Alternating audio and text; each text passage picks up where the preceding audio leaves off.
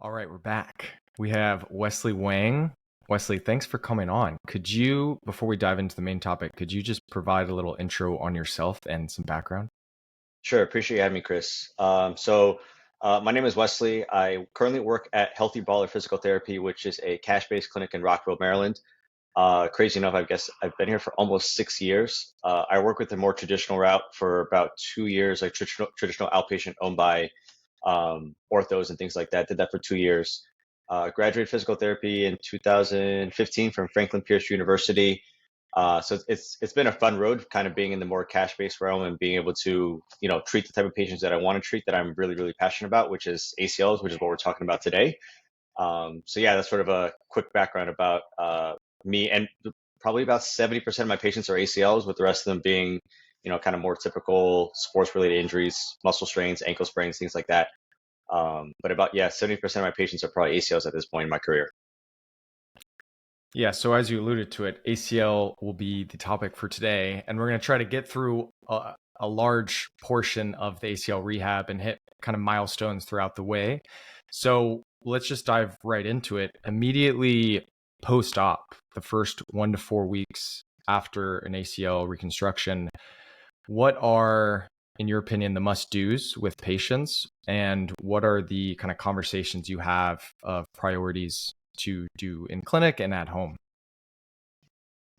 Yeah, so I would say that there are five main things that I from day one that I meet them, whether it's prehab or first day after surgery. Five main things that I really look for. It's flexion, extension, get your quads going, get the swelling down, and normalize your gait. Those are the five main things. Obviously, there are, potentially, obviously, with a meniscus repair, you might be influenced by limited range of motion or not being able to weight bear on it, things like that. But if it's just a clean ACL, we're working on those five things. And I really don't try to go into the other stuff. Obviously squatting, clams, all that kind of stuff that you want to get into for strength training until we really, really get this stuff down. And I make sure that patients, parents, whoever's in the door with me in that eval day understand that we need to do these five things well, because if we don't do these five things well, then we can't get to the next phase of rehab. And I always tell, we're inside of a gym. So a lot of times our ACL patients will see the kids outside sprinting, cutting, that, they're doing all the more fun stuff. And I tell them, in a sense, you have to earn the right to get into the gym. If you come in and you're 6 weeks out and you still don't have full extension, we have to work on extension until you get out there. It's going to be hard for you to load your quad if you don't have full extension. Obviously, flexion is important too, but usually I would say most people tend to struggle with achieving full active knee extension. And I also tell them, like, swelling is extremely important because swelling affects the other things, the other three or four big things that we talked about. Swelling is going to impact the way your quads fire. It's going to impact how your knee feels with walking. It's going to impact how you flex and how you extend. So a lot of kids, they go to school for 6, 7, 8 hours a day. And I try to give them little tips about, like, hey, can you ask your teachers if you can get a chair to just at least get your foot leveled? I don't expect you to elevate when you're at school, but keep it leveled. And then they want to be involved with their school practices, which I totally get. But don't stand for 2, 3 hours at a time, 5, 6 days a week. They go into school practice and then club practice. That means you're standing for 4 or 5 hours at a time. So I try to make it really clear that these 4 or 5 things are absolutely pivotal and set the foundation for the rest of rehab. And as far as frequency goes, I want to make sure that I tell them quad squeezes hundreds of times a day. So I want to make sure that they're really just keep squeezing that thing. Elevate, I tell them 3, 4, 5 times a day for 20, 30 minutes if you can do it. And I tell them work on flexion extension for at least 4 or 5 times a day as well. So I want to make sure they understand that quantity is important. You tell a high school kid, oh, you only have to do it a couple times, they're probably only going to end up doing it once. But if I tell them 5, 6 times a day, maybe they'll get to it 3 or 4 times. Again, that's better than doing it just once a day. So that's usually the kind of the four and five really, really main things that I hammer at. And I make sure that they understand that if we don't do these things well, it's really going to set you back for, the longevity of ACL rehab. Those 4 or 5 big rocks are, I would say, not controversial and all make sense. But has your messaging or your delivery and how you provide that information to patients and parents changed or evolved over the past few years? I would say that especially now, because I see so many of them, and I see because we're cash based, we don't see every single ACL patient from day one post op. We'll get kids who are 8 weeks post op, who kind of, they're they're quote unquote finished with the more insurance route or the more traditional route and they're ready for that next phase. And you'd be surprised because I get kids that come in here who are 6, 7, 8 weeks out and they're still lacking, 6 degrees of extension. And then I ask questions and things like that. And they say that, oh, my therapist said it was good enough. And then for me, I'm just like, what does that even mean? So I essentially tell them that if you have a normal degree of hyperextension, let's say you have 5, which is a pretty normal amount of hyperextension, you better get 5 on the other side. And then people always ask about the extreme levels, like what if they have 15, 20 degrees of hyperextension and they're just super hypermobile? Those people I really don't worry about because if they're that hypermobile, they're probably going to get it back anyway. But if they get back 12 to 13 degrees, like you're fine. But it's again, the mass majority of people who have a normal amount of hyperextension, I make sure that they understand like this is, and I always show them on the contralateral side, which I feel like is really important because like I show them, hey, this is your full extension. Are you seeing that your other one is not getting to full extension or full flexion and vice versa? Like this is what full means. So I really make sure again that they understand that like this has to be done in order to get to the next phase. Because again, everyone wants to get into the squats, the trap bars, the deadlifts, and all that kind of stuff. But if you don't do these things well, your gait's going to be affected too. Walking is going to feel a little funny. So I really just make sure that they understand that like we have to do these 4 or 5 things really, really well, and we want to try and get them in a fairly reasonable time frame. Again, that time frame can be somewhat subjective, I guess. Some people will stretch it out, but I would say like if we can get it within the first 4 to 6 weeks of like being everything is full, I'm usually pretty happy with that. Obviously, I still expect there to be some lingering swelling and things like that, but if you have like 95% extension by around 4 weeks, I'm usually really really happy with that. And during these first 1 to 4 weeks, at what point do you bring up the conversation around training the uninvolved limb, the upper extremities, finding ways to reintegrate aerobic conditioning? When does that conversation begin? And are you actively doing that in these first 1 to 4 weeks in clinic, or because of the limited time frames, you're providing resources and maybe programming outside of clinic? Yeah, that's a good question. Again, coming back to the initial question that you asked about the must dos, I want to always make sure that that stays the priority. So I tend to not give them anything extra outside of those 4 or 5 things because I don't want them to be overwhelmed about like, oh yeah, he said that I could do whatever, like a shoulder press or something like that, because they're technically allowed to do it at whatever 2 or 3 weeks, assuming everything's going really well. So as far as that goes, I want to make sure that those 4 to 5 things always remain the priority. But as far as training the contralateral limb, because there is studies that shows that obviously there is cross education that is beneficial for the other side.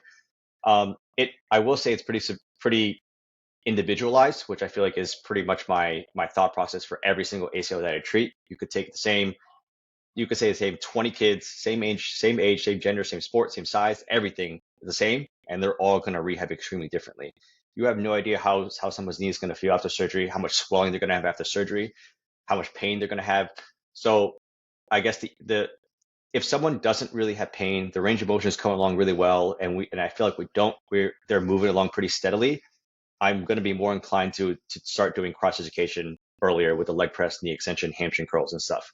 However, if their knee's really really stiff and we do spend way more time doing like working on the flexion extension, patella mobility, all that stuff, then I'm not going to do that stuff until later on. So it's not a it for me it's not a black and white answer. It 100% is going to be individualized based to how the athlete is presenting, how they feel, how they look. I've had kids that have done it as early as 2 weeks, and I've had kids that don't do it until 4 or 5 weeks just because healing needs to take place. So yeah, I sort of just really base it off of the individual person. Now, jumping multiple weeks and months down the path, the return to jogging is another big step. What does your checklist look like for the beginning the process of a return to jog or return to run program? What things are you telling the patient that they should expect, and what things are you actually testing and looking for? So this was actually probably the question, when you sent me the questions of just like thinking about like my thought process behind it, because the evidence size, research wise, says that you should be within 70%, and I know there's some research says that you should be close to 80%. Eric Meyer recently came out with a body weight to torque ratio of 2.0. And honestly, when I was thinking about this question, it sort of made me reflect on myself and what I'm looking at, and are there things that I need to do better?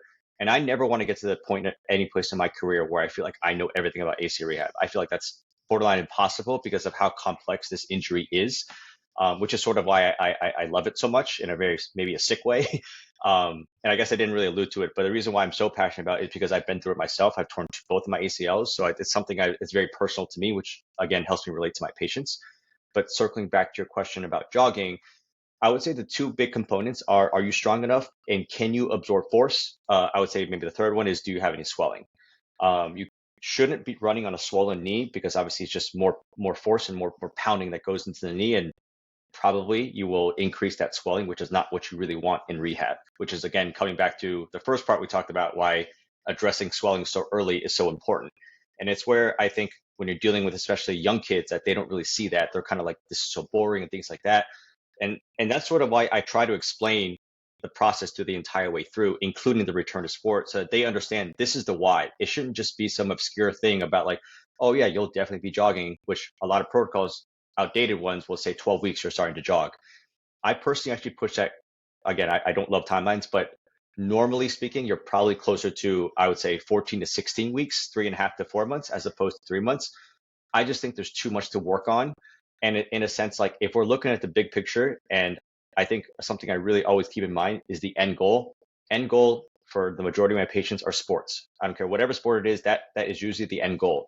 So what is the big rush in having you jog 2, 3, 4 weeks early is sort of how I explain to them. Like, we're trying to get you back in as reasonable time frame as possible that your knee allows us to, and that you're able to progress to.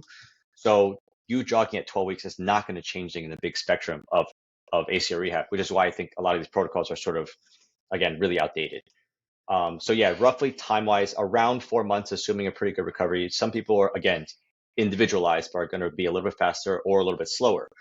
I usually want to make sure that they can also, strength wise, not a perfect assessment by any means. Is usually going to be at least a forward heel, 10 forward heel touches with body weight. They can do it with holding a dumbbell. That's obviously even better. And 10 to about 9 degrees pistol box squats. Same thing, being able to show that with adequate control. Those two will show me that your quad can actually handle some sort of unilateral load. Because again, jogging is some form of plyometrics that they should be able to handle. Secondarily, which I feel like is sort of missed out on a lot, is whether or not their knee can absorb force with a positive shin angle. We understand that throughout ACL rehab, every single ACL patient wants to offload their quad / their knee in any way possible. Anything new that you introduce, they want to figure out a way to offload their quad. So if they can't absorb force and their knee isn't strong enough, I basically know that jogging is not going to look very good. And that, again, this is where I explain to them, like, you need to be able to do at least 10 pistol box squats, 10 forward heel touches. In addition, you should be able to absorb force with a positive shin angle using a variety of exercises. And if you do all these things well, then we're starting to look at some skipping. You're looking into some light band assisted high knees, some light band assisted jumps. Those are usually the kind of the big things that I really look for in order to start jogging. And then from there, I usually will take people onto our Woodway, which is our makeshift cheap Alter G, because we don't have that kind of money for that. And I usually just start with them offloading a little bit of weight, and then just have them get used to that cycling and that load a little bit. And if we do that for a week or so and they look really good, they don't have any pain, then we'll start introducing them onto the turf. And that's sort of the step-by-step progression that we usually go through. But I usually also start with force absorption. Probably, again, this is all assuming a normal recovery, which is why it's so hard to talk about this stuff sometimes, is that maybe around 2.5 months, they're starting to do some force absorption with med ball slams, step force absorptions, things of that nature, just to, again, get that knee used to absorbing force. If you can't absorb force, jogging is just not going to feel very good. So I guess just to wrap things up, you got to be strong enough, you have to be able to absorb force, and you should have minimal to no swelling in that knee before you even think about getting into that jogging phase. And again, some people might take 5 months. Some people might be able to do it at 3.5 months. It's the joy of ACL rehab, I guess. And once they've checked those boxes, does that return to jog or return to run look pretty homogenous across athletes and sports early on because it's the same starting kind of quality? Or dependent on the athlete and their body weight and their sport, does that protocol or guide change? Personally, I'm actually pretty conservative when it comes to jogging. I think a lot of times, again, working with so many young athletes is that you give them an inch, you're going to take it a mile. So I usually will keep them pretty confined. I'm like, you're only jogging with me at the facility because I see most of our kids 2 to 3 times a week. So we're jogging them, and I usually start with a tempo run. So I usually go like 15 seconds on, 15-second walk, or maybe I'll give them a two to one rest ratio. Maybe walk for 30 seconds, and just figure out like theoretically, if you did 15 seconds on and you do that for 8 rounds for that day, that might take them 4, 5, 6 minutes, but it's actually only 2 minutes of jogging. And I have them kind of evaluate their knee and see how it feels for the next day. And then from there, sort of a gradual progression from there. And I usually do that for probably honestly about a month. So, based on the timeline, I guess if you do it at 4 months and we do that for about another month, then we start introducing outside jogging from there. It might be a little too conservative, but I just think that again, you tell a young kid that they can go out and run, they might be super, type A and like will listen and things like that. But you have the flip side of kids who are going to take that and be like, oh wow, my PT cleared me to run. I'm going to go run for 3 miles. And if they have patella tendon graft, and you're looking at, oh wow, hey, the front of my knee starts to hurt. And you're like, did you go on run? Like, yeah, I ran 3 miles 3 days in a row. And it sounds so like, I guess, funny, but like we hear it all the time, especially when you see so many ACLs. So I sort of just try to stay in a little bit more control if I can. And again, I make sure they understand that, okay, once we clear this mark of like you're at 5 months, no pain with jogging, everything looks really fluid, and we're starting to increase that time, and you're starting to jog inside a facility at 30, 45 seconds of time with no issues. Okay, cool. Now we're going to start going outside, and you can add a third day of jogging, track that for a couple weeks, and then start again. Slow and steady is sort of my mentality when it comes to jogging. I just think that kids are too eager to jog, and which I totally get. Running is a really, really big landmark that people want to clear because it just starts to make them feel like an athlete again.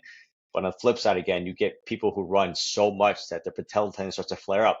If your patella tendon is flared up, that's going to affect the loading component, which is always the priority for ACL rehab.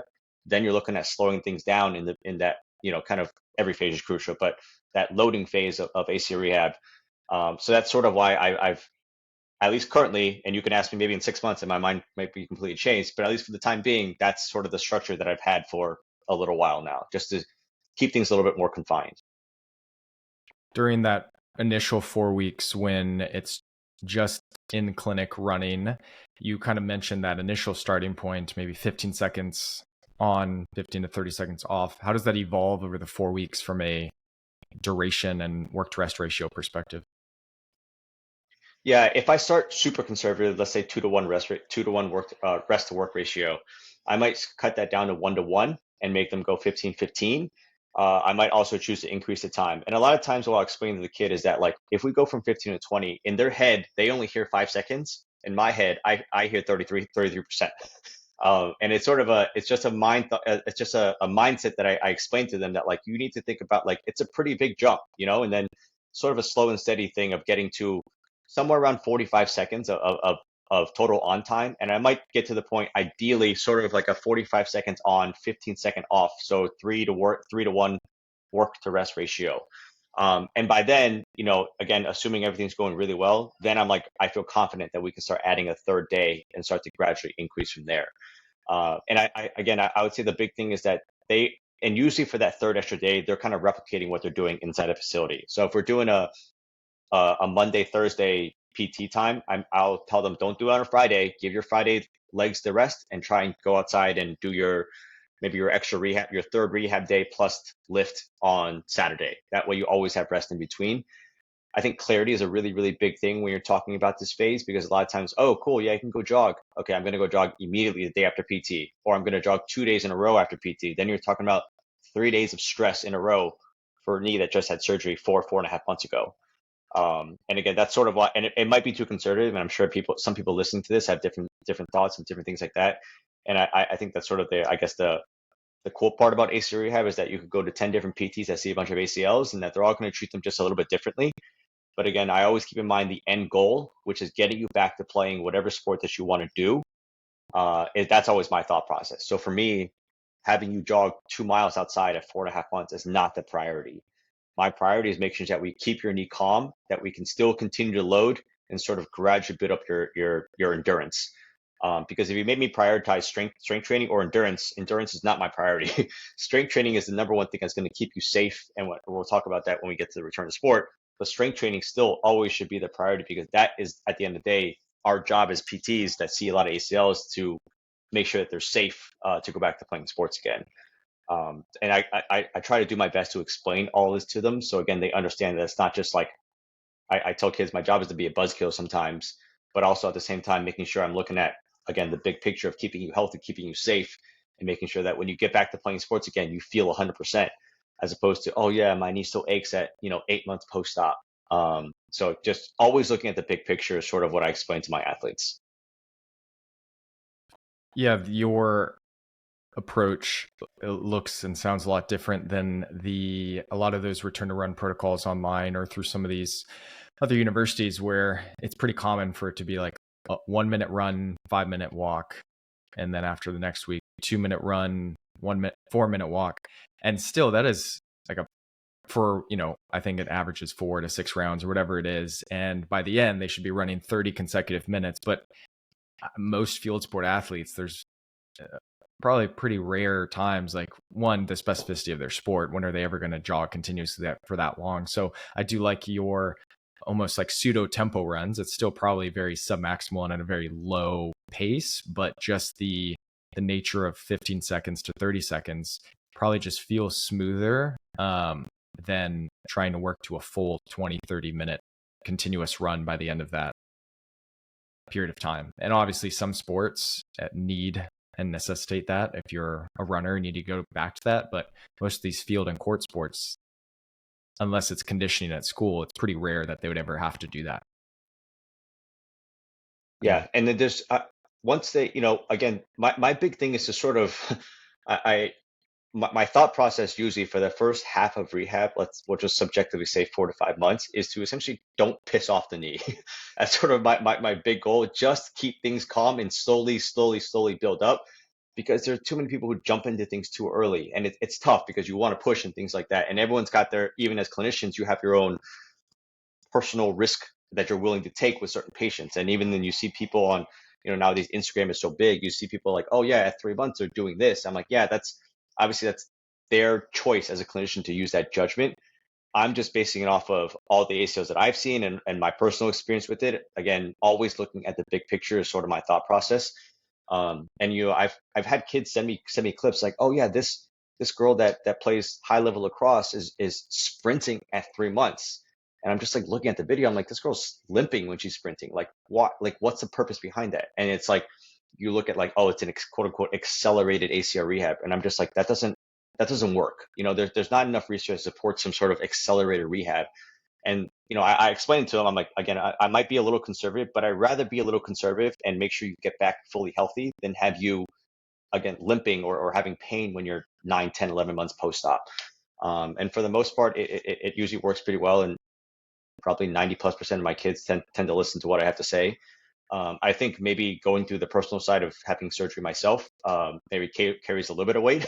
And also the fact that I see so many ACLs, and a lot of times like I'll get a referral, so they'll see like another person who's been cleared and back playing again that sent them to me. That sort of helps a little bit too. Like, oh yeah, that girl or that guy is back playing basketball, lacrosse, soccer, whatever, is fully and no healthy, and they're 2 years out from ACL surgery. Maybe I should listen a little bit more, but it's tough because social media obviously portrays things in a different way. And at the end of the day, it's like people see a 10 to 15 second clip and think they can replicate that. Everyone wants to be the next Adrian Peterson of the world, but unfortunately, that's not the reality of most of us. Jumping forward again to return to sprinting, what does that look like from a checklist perspective, and what are you doing prior, and what does that progression look like?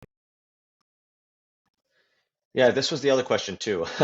um, Again, everything that I've talked about so far is gradual. So throughout the course of that I said 4 to 5 months of jogging, like you should be, that jogging is sort of subjective. They're naturally going to probably start jogging a little bit faster, which is perfectly fine. They're not going to get anywhere near a sprinting pace by any means at 5 months, at least for me personally, what I believe. But again, you're going to see kids at 4 months on Instagram that are jogging. So for me, it's like I base it off of usually percentages. So I'll usually say something like, okay, keep this run at a jogging pace, which I usually say is about 50%. And then from there, we might dial it up to like 60, 65, 70%. And it, again, with this all subjective based on what the athlete perceives. Um, During that entire 5, 6, 7 month time frame when you're starting to, in a sense, move faster, getting towards sprinting, obviously strength training should always still remain the priority. So if you're tracking numbers along the way of isometric force, knee extension, kind of the isolated quad testing, you should obviously be seeing them getting stronger and stronger. And as far as the sprinting goes, if everything is moving smoothly as far as the running, we're starting to build up speed. And a way that I typically will introduce sprinting is that at our facility we have about 30 yards of open runway for sprinting or running fast. We had a debate about whether or not you could get up to full speed sprinting, but that's a different day. I break the field up into thirds, and this is something I actually learned from Teddy. When you're introducing movement, whether it's linear, lateral, whatever movement, pivoting, doesn't matter what it is, it should always be structured when you're introducing something new to an ACL patient. Always structured, then you get to randomize, and then you get to multitasking randomize, and obviously you kind of go from there. So as far as the sprinting goes, I break the field up into thirds. So 10 yards, 10 yards, 10 yards is typically my breakdown. I tell them that the first 10 yards, we're going at a nice slow jogging pace. And for the middle 10 yards is your sprinting 10 yards. And I really like that because it makes the task very attainable, and it makes it very, like, in a sense, they know exactly how far they're going. In a 10-yard sprint, you're only going to get about 4 to 5 steps. It's not going to be that fast by any means. But it just sort of just gets them into mentality of like, oh wow, like I can go at this speed. And even if I tell them to go at like 80%, they're probably not even going to be able to get up to that 80% until I give them more runway. So that's typically how I break it down. And then again, once they show me that they can do that really well for maybe a session or two, then I might cut that first runway down to 5 yards and give them a 15-yard runway. So if you give them a bigger runway, they're going to be able to run faster. And then sort of gradually building up from there. And before we know it, we're starting to sprint that full field. And for us, it's about 30, 35 yards that we have in turf space here. That's kind of my gradual thing. And that's probably the number one word you will hear me say 7,000 times throughout this interview, is that gradual has to be the name of the game. There's no skipping steps to get to where you want to go. And everyone's going to have different ways of doing certain things, but I've sort of based it off of percentages for my athletes. And obviously, again, getting stronger has to be the main component throughout the course of ACL rehab. You have to be strong enough to jog. You always have to be fast at the sprint, fast at the decel, all these things. So that's sort of my gradual progression that I like to do for sprinting. You mentioned these variety of numbers and percentages from a quad index standpoint on return to jogging, and it's kind of dependent on who you're talking to. From a return to sprint perspective, do you have numbers in mind of what you would like to see? Personally, no. And this is where I perhaps need to start evaluating the way that I look at ACLs and how frequently I'm testing and things like that. And I sort of, I guess, the joys of doing this kind of thing. And I when you wrote this question, there's different ways I could have went about it. I could have started looking things up and kind of just speed out numbers. But I wanted to portray how I currently do it right now. And again, my goal and my hope is that I'm always improving every few months, looking at more research, looking at more guidelines and things like that, of just always improving. So at least for right now, I don't have a clear-cut testing landmark to test in order to get to sprinting.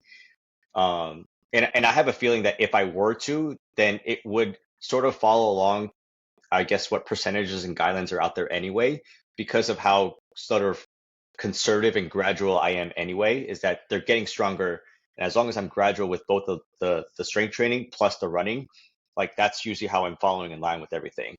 And it might be just something that I need to start doing now, of just testing more frequently and kind of gauging where their quads are at, and comparing it to their body weight and torque and all that kind of stuff, in order to gauge, like, are there more structured ways of doing this as opposed to being sort of somewhat subjective, I guess.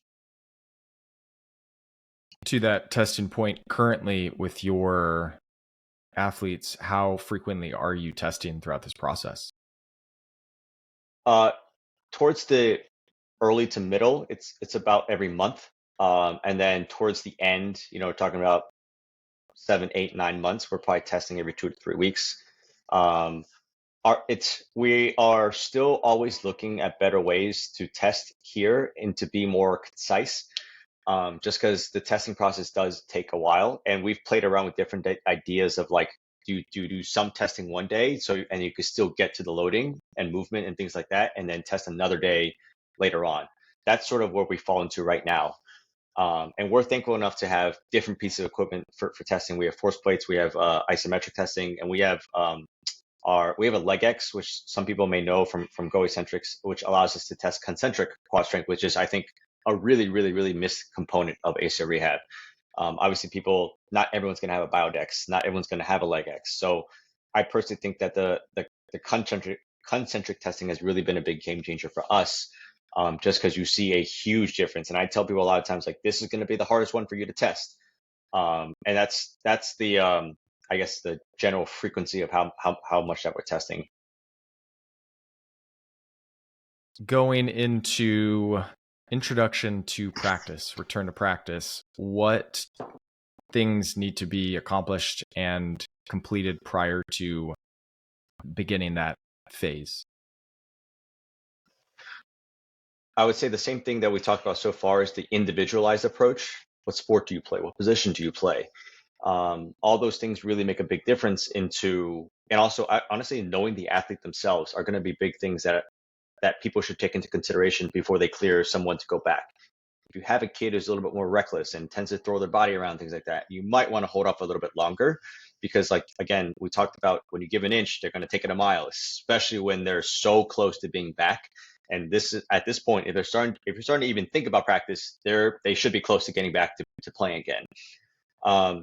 So if we're talking again, generally speaking, let's just say again, for me, I personally, I think that if people were to wait 10, 11, 12 months, maybe close to that 12 months, I think we would have, obviously with proper rehab, we would have significantly less re-tears, and re-tear rates being in the low to mid 20%. It's so high. And I'm always asking, like, what is being missed? Like, what does our field need to do better? And I think this plays a role into the return to sport process, does play a massive role into that process. So as far as the practice goes, just generally speaking, I would say that you need to be above 80% quad symmetry before you start to go back into practices. I actually had a discussion recently with a girl, and she was like, "Can I start doing some light stuff with my soccer coach? Just like one-on-one stuff, low speed stuff, footwork, technical stuff." I'm like, "Yeah, you can do that before you go back to practices, because if that's just you one-on-one with cones, you know, obviously not raining outside and all that kind of stuff, like that's perfectly fine to do when you're 75% or so. But when you're starting to introduce other bodies, people giving you maybe not, even if they're not trying to give you contact, you might get hit a little bit here and there. I would prefer you be closer to 80, 85% before we start thinking about introducing practices. And then 90 plus is when we start thinking about going back to sports again. My personal standard is actually closer to 95.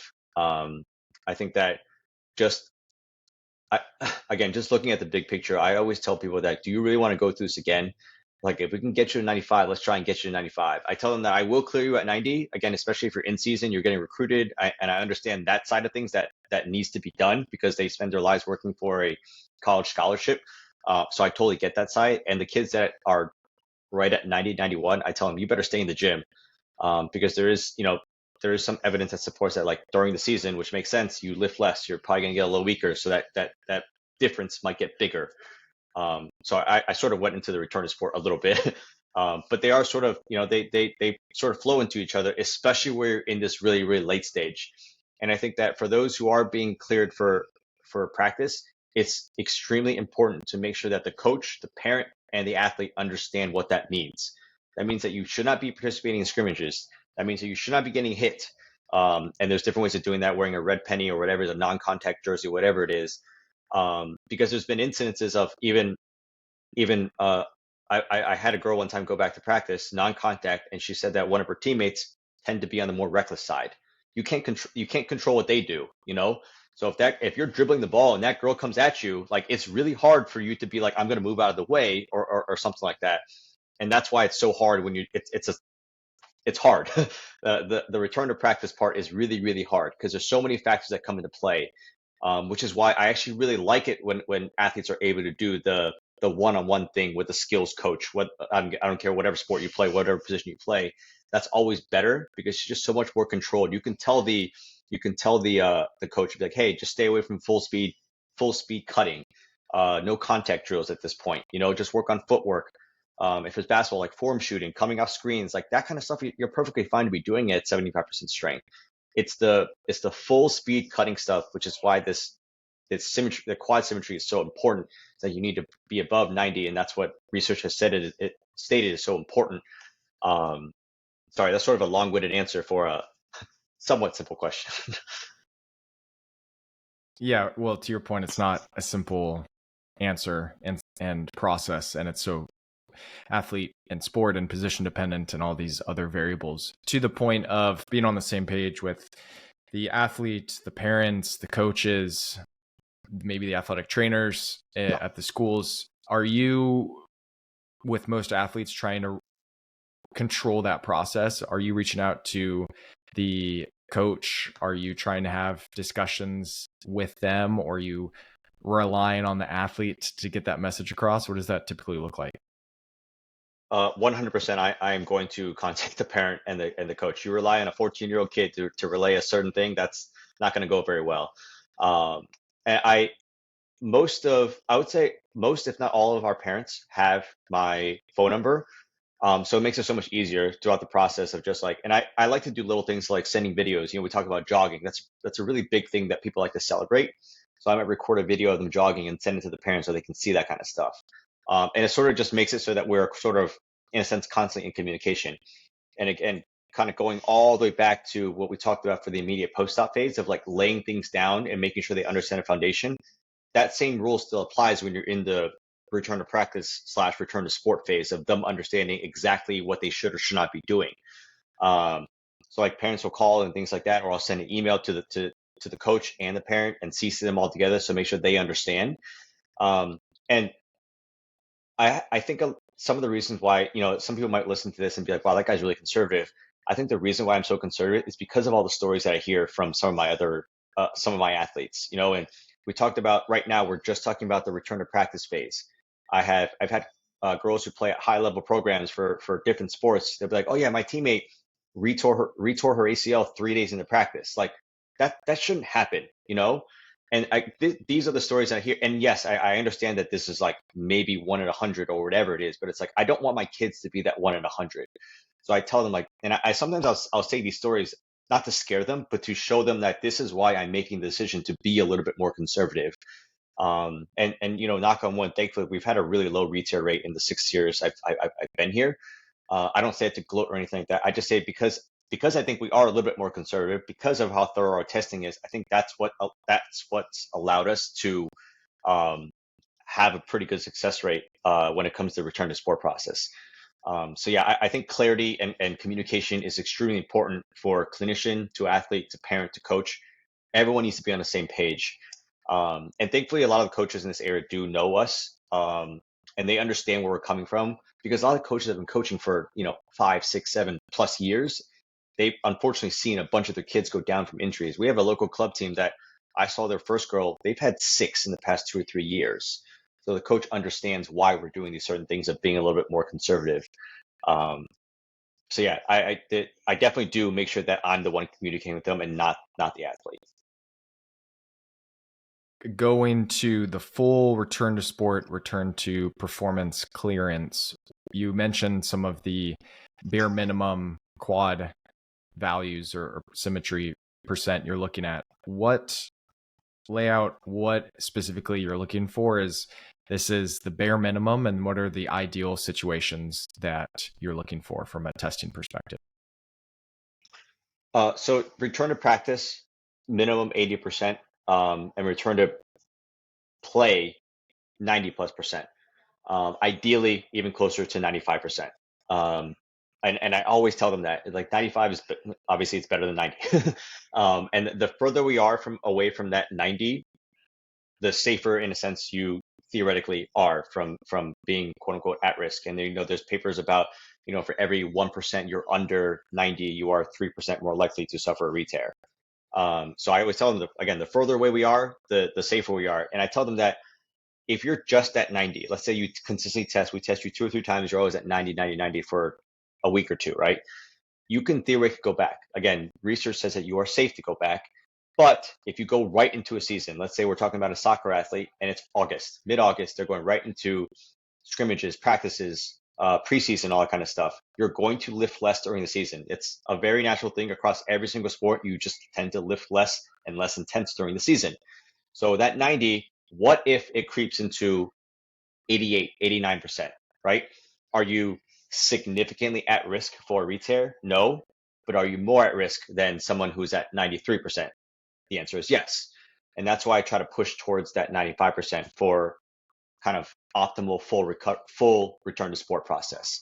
And it's tough. 95 is a very high standard that it takes a while to get to.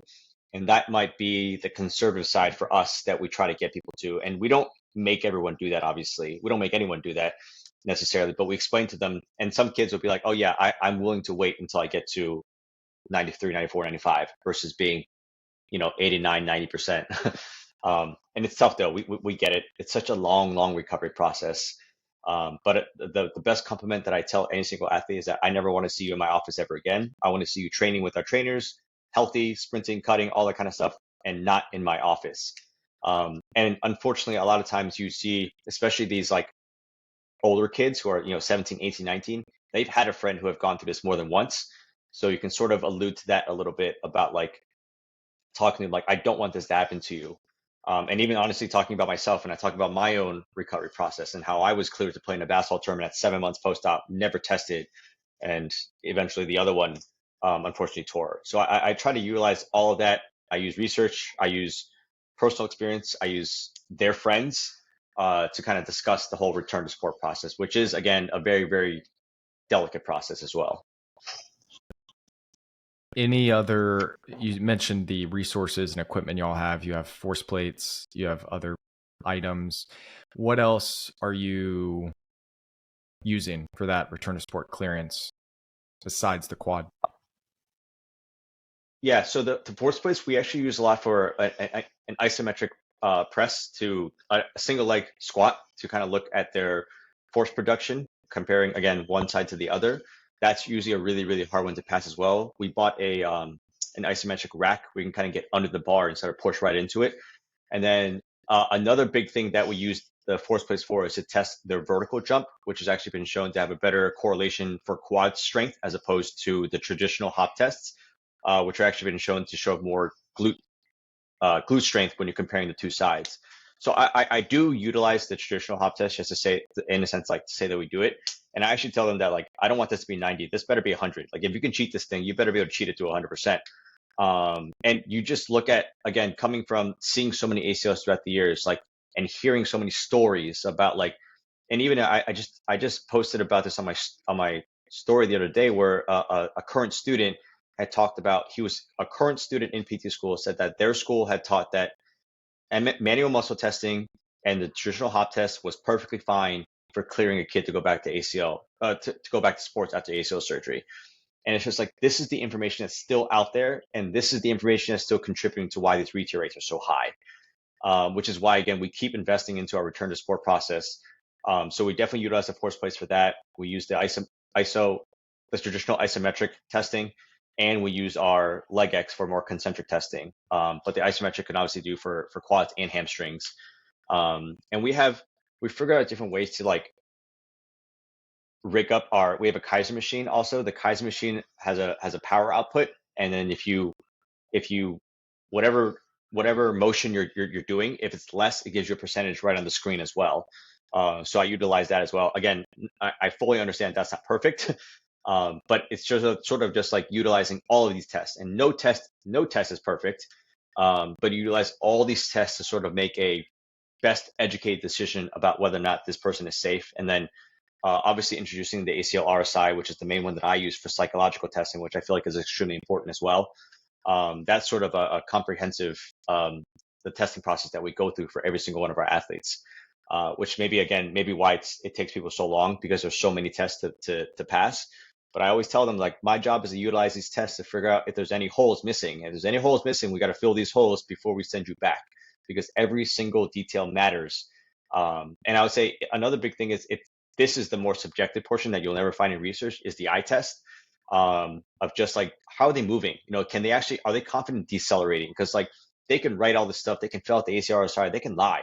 I don't know that. I don't know if they're grading themselves that well. And for us, we actually start to introduce our strength coaches probably about 7 to 8 months or so.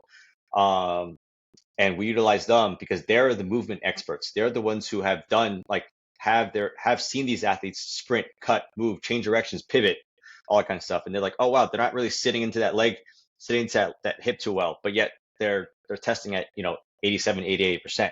So something is still missing. So that's sort of our whole comprehensive look at what it looks like to fully clear someone, and that's why it takes so long for us. I didn't bring up this question in the outline, but I think it's valuable and it's top of my mind because of the scenario I'm about to bring up. And I think it leads into the following question. But for athletes, for yourself, has there been scenarios where they're not where you want them to be, but they are headstrong on going and returning against your recommendations, and the parents are on the same boat, and for whatever reason they just want to go into their senior year, or they want the ability to have scouts see them, whatever it is? One, has that occurred? And the reason I ask is because I'm currently dealing with an athlete right now where he's about to start his senior football season.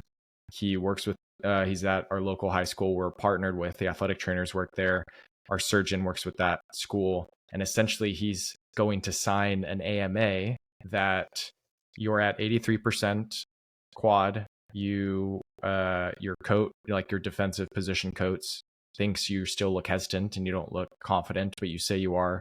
You haven't hit these like jump test measures, all these things, and then regardless, him and his parents just want him to play and they don't care. So essentially our surgeon is having him sign an against medical advice to kind of cover our bases and cover our ass. But like the next 4 weeks, he's coming in to perform testing just so we have the objective information on top of what we've already gotten, to just say, at this point, it is up to you to decide if you want to go into your senior year and play, but we just want to provide the information and discuss what are these potential risks. And I had that conversation again with him yesterday as we tested. And so that's kind of the situation I'm dealing with, where it's like the messiness and the reality of some of these cases where there's so many factors, from what this athlete wants, what the parents want, and what the healthcare providers and coaches want. But do you have any examples like that where it's just been, they've left you before who you would suggest you'd recommend, and how has that panned out?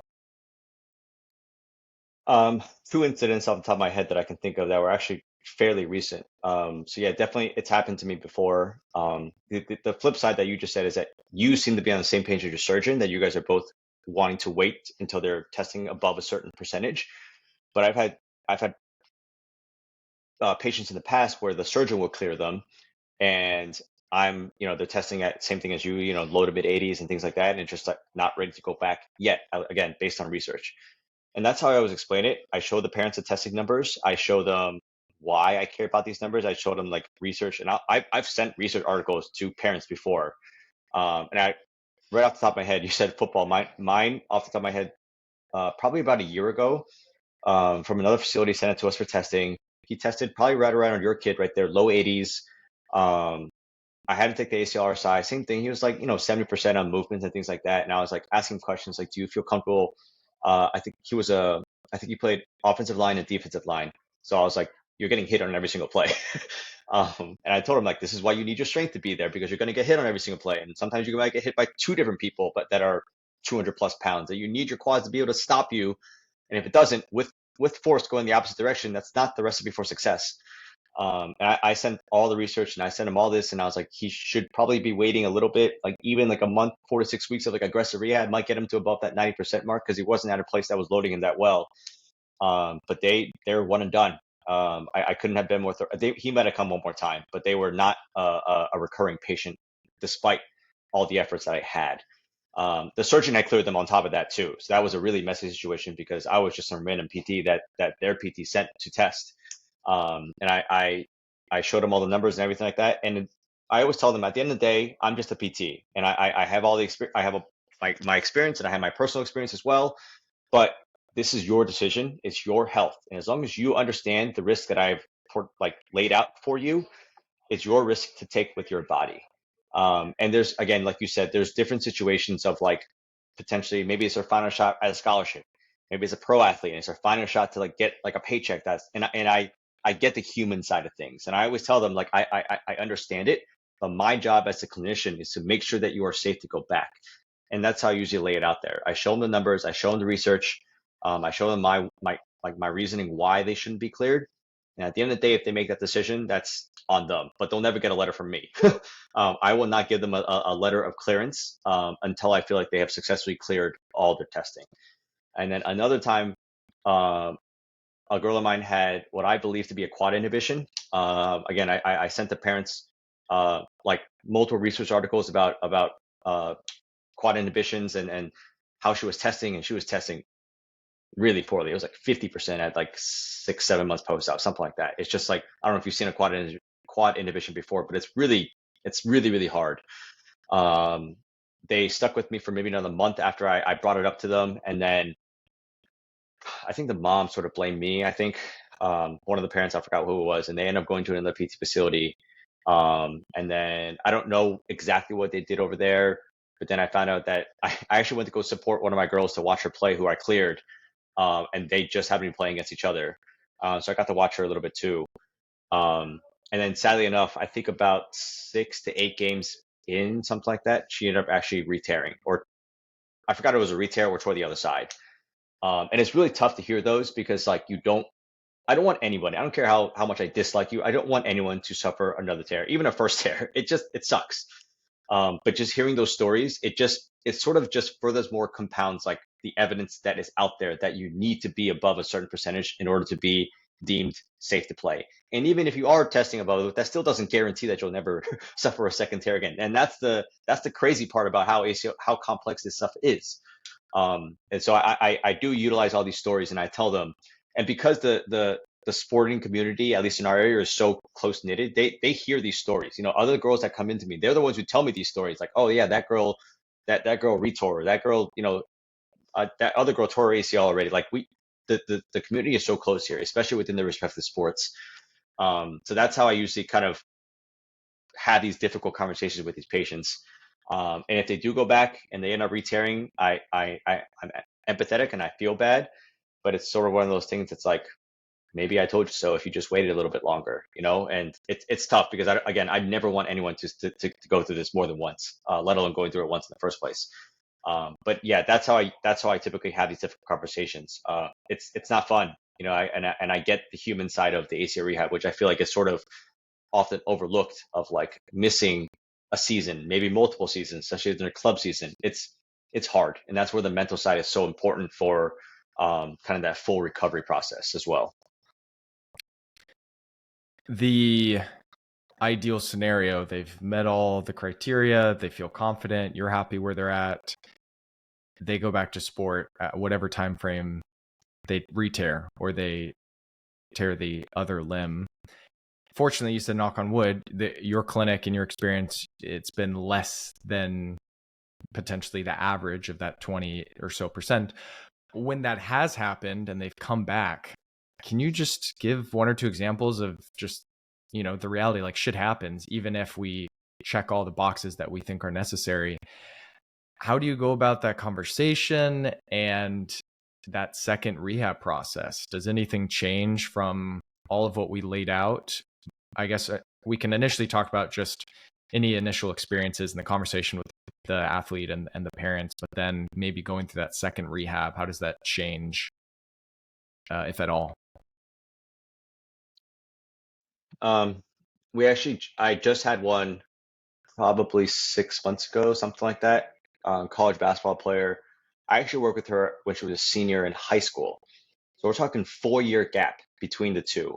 Um, and we understand that most re-tears happen within a 2-year time frame. So she was well beyond that, and she was strong and she was feeling really good and all that kind of stuff. Um, and her mom and dad were at the game. Um, I still remember this text. Her mom texted me and said, I think that she retore. And in my head, I was just like, there's no freaking way that this just happened. She was probably 6 to 8 games away from finishing up her senior season, graduating, great, right off into the sunset, and go on to her career. But all of a sudden, this freak accident happened.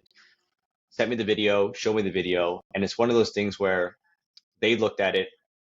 My athlete looked at it, and she was like, "This would have happened in anyway, even if I didn't have the first one. This would have happened anyway."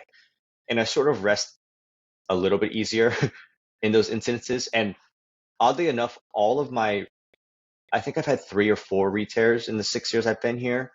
Every single one has been from a contact injury.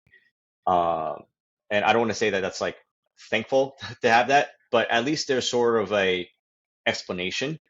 And I think that when in those situations, there tends to be an external force that's even greater than playing sports already that typically can explain why there was a re-tear versus, oh, they did this really light dodge and wasn't even going that fast, and all of a sudden, boom, they retore. Those are the ones I feel like are not prepared properly.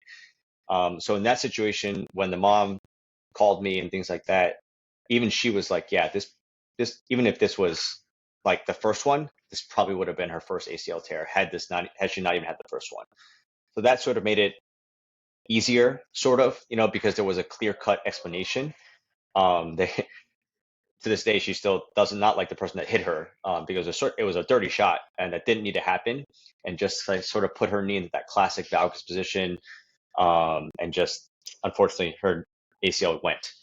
And as far as the rehab goes, personally, nothing really changes. The conversations are still sort of the same of like, we're still doing the same things over and over. Because she had a great first recovery, never had issues, just check, check, check all the way through. Um, and it was a while ago, it was just 4 years ago. So she sort of forgot bits and pieces of it, but she understood that like, we are going to work ridiculously hard to get back to 95% ideally before you go back. Um, the difference is that she's not going back to playing a college sport anymore because she's done. She's used up her eligibility and she's going on to her next career. So that part she understands. So there's a little bit less urgency, I guess. She's working right now, so she's had to miss sessions because like work gets in the way. So there's just a little bit less urgency again in this particular case. But if you're dealing with like, a sophomore in high school that tore for the first time, and then all of a sudden they're a freshman in college that do it, you're still going to have that same urgency of getting them back in a relatively timely manner. But again, if my standard was the same for the first one, our standard is going to be the same, if not even better for the second one. It might be one of those things where if I clear them at 90 to 91%, like we might be even more inclined to push towards closer to 95 plus before I clear them the second time. But rehab wise, like it's still going to be the same. We're still doing the same things that are same foundation, same strength building, same gradual process that we go through. So that part of it doesn't really change for the rehab process, at least for me. And again, maybe you have you're probably going to have a graft choice difference, obviously. So that part might change your hamstring graft and all that kind of stuff. But generally speaking, rehab's going to be the same sort of gradual progressive style that we did the first time. All right, we laid out quite a bit from the first few weeks all the way to return to sport and sometimes these potential re-tears. Wrapping up this episode, is there anything that you really want to either elaborate on or just emphasize to the listeners? Or even if you were talking to yourself like right out of school, Wesley Wang, is there anything that you would really just want yourself to know, or other individuals that are in this kind of new grad first few years or students? I think a lot of people, myself included, you told me to look back to when I graduated in 2015. I was like, in my head, I was like, I love the ACL rehab process. But looking back to what I know now, 8 years later, I knew maybe 10 to 15% of what it takes to rehab ACLs. I didn't really have a great mentor in my first job. It was a very traditional place, 20, 30 minutes to every single patient, sort of minimal weights and all that kind of stuff. And I wish that, and I knew I always wanted to do a lot of ACL rehab. It's sort of, again, that's why I went to the field, because I changed careers because I tore my ACL. So I knew that's always something that I really, really personally connected with. And when I got my first ACL, super excited. And then you just sort of blindly follow this protocol, and you're like, I'm so good at ACL rehab, whatever it is. And I was like, looking back, I was like, man, I was probably an idiot. I look back, like, did I ruin anybody? Did I mess up anyone's knee and things like that? And think back, I actually still talk to one of my patients from my first job, and he's still good. He's got kids and stuff like that, still running around playing basketball. I was like, thank you. But the reality is, like, I probably put him at risk, and it's a tough pill to swallow. So I think for people who are genuinely interested in ACL rehab, is to find a mentor that can help educate you on, like, basic strength and conditioning principles, talking about, like, the thought process as far as, like, introducing jogging, introducing movements, structure to randomize, and all that kind of stuff, introducing testing. I don't know. I literally knew none of this coming out of school. And at the time when I graduated, like, my strength and conditioning knowledge was like zero. I'm talking the classic. Everything was 3 by 10. Everything was 3 by 10. If you want to make it harder, let's go to the next weight. Let's go to the next band, whatever it is. Like, I just wasn't taught any of this stuff, and I didn't grow up learning of this stuff. I personally do feel like the students now are significantly more educated in that side of things. So I think that students now are more progressive than when I was in school. I think social media has played a big role into that. Seeing, like, kind of sports PTs that people aspire to be like, oh wow, like, that even that high school girl who's not that big is picking up 60-pound Bulgarian split squats, 80-pound Bulgarian split squats. Like, that's what it freaking takes to get back from ACL rehab. And that's what I would hope people will understand, is that, like, if you don't have the knowledge, find someone who understands it and can teach you how to get there. And just freaking pick their brain over and over and over again. Because at the end of the day, I think that what people don't understand is that, like, people sometimes underestimate how big ACL rehab is. It's huge, because if you tear it once, that obviously you're already addressing the mental side of missing a season, missing recruiting time, and all that kind of stuff. And then what happens if they do it again? They might not even want to play sports again. And you're going to tell me that doesn't significantly alter somebody's life? And we've had people that, like, we've heard stories about, like, people who have returned 3 times before they even turn 18. They had dreams of playing college sports, and obviously that dream is gone now because they want to give it up. And it's like, could something have been done the first time? And I don't know the full story, but, like, I always ask those questions, like, could something have been done that maybe could have prevented this person from only tearing it once? And maybe they could have had, a 4-year college career playing whatever sport they want to play. ACL is a really, really, really big deal. And I don't say that lightly. And that's why there's still way more things that I need to learn to improve upon my programming. Just having discussions with patients and looking at research and all that kind of stuff. There's always more to learn. And this is from someone that sees ACLs at a 70% clip, So you're talking to someone in a more traditional place that doesn't have that mentorship. And for us, we always co-treat here. So we just hired someone 8 months ago or so, and I co-treated 3 or 4 ACLs with her so that she can learn and bounce ideas off ideas of each other, and me explaining my thought process behind certain things about, like, why are you doing this exercise and things like that. And that's how I feel like ideally rehab should be done. You should have, if you're in a big clinic with 15 people, hopefully 2 or 3 of them are, like, kind of the ACL people, and you have, maybe 3 or 4 that want to learn. They should be learning from the people who have more experience from them, not just kind of thrown to the wolves. Because that's, again, unfortunately, how it's done in a lot of places, is that you just hire a new grad, give them an ACL, and kind of follow this piece of paper, and they're think that they're good with it. So yeah, I think if anyone listening to this is really passionate about ACL rehab, find a mentor. Reach out to people, DM people on Instagram, all that kind of stuff. Like, I do my best to try and respond to them as much as possible. And there are lots and lots of ACL people out there who are great with ACLs that are more than willing to help. Because my whole goal at the end of my career is to hopefully have really low retear rates, but also help educate people in sort of like a umbrella effect of helping people under me who want to learn from me and things like that can help their patients reduce their chances of ACLs. And hopefully by the end of my career, we're talking about we're being in the 15% range. I'll be pretty happy with that. And hopefully in the future, we're in the single digits. That's the hope of what I believe ACL rehab should look like. So if you don't have any mentorship, go find some. Even learn from strength coaches. I've learned so much from our strength coaches here that I implement throughout the ACL rehab process, because we don't learn this stuff in school. We are not the movement experts that we think that we are. The only way to learn is to have someone teach it to you and not sort of reinforce your own biases.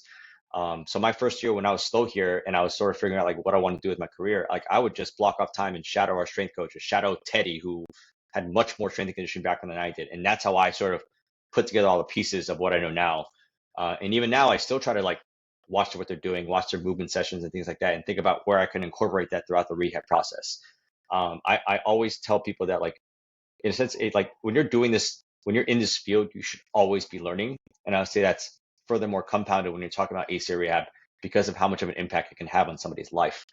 Um, and we didn't even get into the complications part, and there are people who have complications, and that's you're introducing a whole into the ball game there. And this stuff is just extremely, extremely hard. And be willing to have discussions with your patients as well, honest discussions. Like sometimes just give them space to talk. And I always ask people like, how are you feeling about your ACL rehab process? Are you feeling good? Are you feeling frustrated? Are you pissed off? Like, tell me so I can help you overcome these issues. So yeah, it's a long-winded answer, but I just think that it's still a very misunderstood injury and rehab process that I think our field needs to do better on. And I gave you an example of that student who said that the professors at their school are still teaching that MMTs and hop tests are perfectly adequate for sending a kid back. And it's crazy to think like you think your hands and some hop tests can clear a Division I athlete to go back to playing soccer, football, basketball, whatever it is. Like it's sort of ridiculous to think about when you say it out loud, but it's sort of the reality of where our field still needs to improve upon. Yeah, that was great. If people want to hear or learn more from you, where can people go and reach out? Yeah, so probably the easiest way is on Instagram. It's just wesleywang.dpt. That's where most of my stuff is. I have a little bit of stuff on YouTube and stuff, but the majority, 95% of my content is on Instagram. Perfect. This was awesome. Thank you so much, Wesley. We'll call it there. Appreciate you having me.